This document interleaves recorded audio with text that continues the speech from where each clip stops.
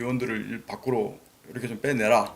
의원들을 뽑아내라. 지시를 국회의원들을요. 예, 본회의장에 있는 국회의원들을 밖으로 끌어내라. 예. 그 네. 지시를 받았는데 왜 끌어내라고 지시를 받은 거예요, 구체적으로? 그거는- 정족수를 못 채우기 그렇게 유출은 할 수 있는데 제가 네. 어떤 목적으로 그렇게 하라라는 지시까지 받은 사항은 아니었기 때문에 본회의장에 있는 국회의원을 밖으로 끌어내라. 예. 네네. 그래서 어떻게 했습니까? 근데 그것은 제가 현장에 제가 그때 판단했을 때는 이것은 명백히 국회의원을 끌어내는 건 위법 사항이고 그 임무를 수행한 인원들은 당연히 나중에 법적인 책임을 지는 문제가 생기기 때문에 저한테 부여된 명령이라서 항명이 될지는 알았지만 그 임무를 시키지 않았습니다. 그러면 그것을 예하부대에는 지시를 하진 않았네요. 제가 들어가지 말라고 지시했습니다. 들어가지 말라고. 예. 그러니까 국방부 장관이 전화를 해서 국회 본회의장으로 들어가서 국회의원을 밖으로 끌어내라. 그 임무를 받았는데 이것은 위법하다고 생각하고 또 들어가는 인원들이 나중에 법적 처벌을 다 받을 수 있기 때문에 그것은 만약에 항명을 각오하고라도 예, 사령관님, 국정감사 계기에 분명히 육군본부 감사 때 세 분 사령관이 경호처장 본관에 모인 적이 있고 해서 우리 특전사가 특히 이러한 계엄이라든지 국가 변란 사태에 주역으로 되는 일이 없어야 된다고 사령관께 말을 했었습니다. 또 사령관도 그렇게 하겠노라고 네.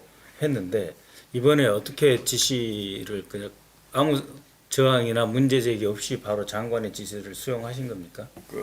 지금 결국 돌이켜 보면 그 지시를 그때 당시에 하신 것을 거부를 하는 것이 옳다고 생각을 했으나 그때 당시 판단은 제 군인에 대한 입장으로 그것을 수명해야 된다라고 생각을 했습니다. 그것이 어떤 위법성이 있다라는 부분들이 그때 당시는 좀 판단이 좀 제한이 됐었고 그래서 그 이후에 들어가면서 전반적인 칠탄 미지급의 문제, 국민의 안전을 최우선 두고 한 주체 문제 이런 부분들을 지침을 주고 이렇게 시행했습니다. 작전명을 장관으로부터 부여받으셨습니까? 뭐 옛날에 같으면 무슨 화려한 휴가라든지 그런 거는 없었습니다. 그냥 부대 이동 지시를 주로 받으셨군요. 아까 무슨 뭐 작전 이런 식으로 그렇게 예. 그런 건 없었습니다. 그 실제로 특전사 특임대가 카트리지 탄약통은 들고 왔던 것으로 저희가 파악을 하고 있습니다.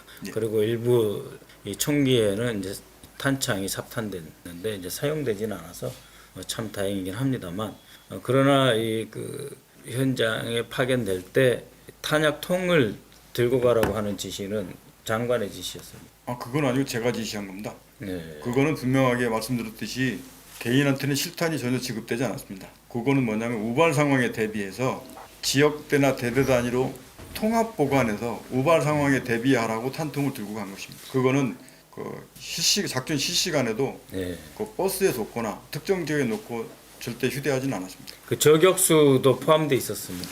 그렇지 않습니다. 저격수는 분명히 말씀드리는데 저격수 운영하지 않았습니다. 예. 그리고 현장에 특임 단장이 같이 들어와 있었죠. 그렇습니다. 예. 그 특임 단장이 그러면은 그 사령관의 명을 받아서 현장에서 지휘를 했겠습니다. 그렇습니다. 예. 1공수, 9공수에 대한 그 파견도 사령관이 지시를 하셨겠습니다. 그렇습니다. 그러면은 9공수의 역할은 무엇이었습니까? 국회 주변에 파견된 9공수의 임무는 무엇이었죠? 국회 주변에는 구공수가 가지 않았습니다. 그렇습니까? 그건 일공수가 갔습니다. 예, 있군요. 예. 그 1공수는 외곽을 경계. 외곽에서 인원 출입 통제했습니다. 그러면은 수방사의 군사경찰 특수임무대가 같이 온 것으로 파악하고 있었는데 그러면 이 수방사 부대와 707 특임대와는 현장에서 서로 작전과 임무에 대해서 협의를 했었습니까? 아니면 각자 지시를 받았습니까? 각자 자기 사령관의 지시를 받은 것이었습니까? 그거는 각자 사령관의 지시를 받아서 들어갔고 네. 나중에 들어가서 이제 거기 같이 들어오는 걸 알았기 때문에 아마 현장에서 협조하는 부분들은 제가 지금 어떻게 협조했는지 솔직히 그 부분 잘 모르겠는데 네. 아마 그때 당시에 이미 많은 사람들이 서로 얽히고 밖에도 못 들어왔기 때문에 네. 그런 상황들은 현실적으로 쉽지 않았을 것 같습니다. 합참 의장으로부터 별도의 이동 승인이나 아니면 합참 의장하고는 통화하신 것은 없었습니까? 제가 합참 의장께는 보고드리지 않았습니다. 네, 그러면 계엄사령관으로부터 지시를 받고 장관 지시도 받고 네. 계엄사령관한테 보고하거나 시행하라 이렇게 했습니다. 네, 의장께는 계엄령 해제 후에 다 복귀하라고 지시한 이후에 예. 전 부대가 복귀했을 때 예. 거기에 대한 여러 가지 부대 지침, 도착 완료 보고 이런 것들을 할 때 그때 제 의장께 예. 보드렸습니다. 이미 12월 2일, 3일 그 훈련 대신 비상 대기 상태에 있었다라고 하는데요. 예. 그것은 어떻게 된 겁니까? 그 부분은 정확히 다시 말씀드리겠습니다. 지금도 아시겠지만 북한 그 오물쓰레기 풍선 이 문제가 계속 상황이 있었고 제가 저 북한 상황과 관련돼서 내부 문제를 어떤 식으로 내부로 표출하기 위한 도발이나 후방 지역의 테러 이런 상황들이 언제 일어날 수 있을지 모르기 때문에 그런 대비 태세를 잘 갖추라 네. 라고 강조를 계속 해왔었고 네. 그렇게 했습니다. 그날은 제가 알기로는 월요일, 화요일은 북한 오물풍선에 대한 합참의 문자는 전혀 없었습니다. 네, 그렇기 때문에 그 점은 조금 더 확인을 해야 될 것 같고요.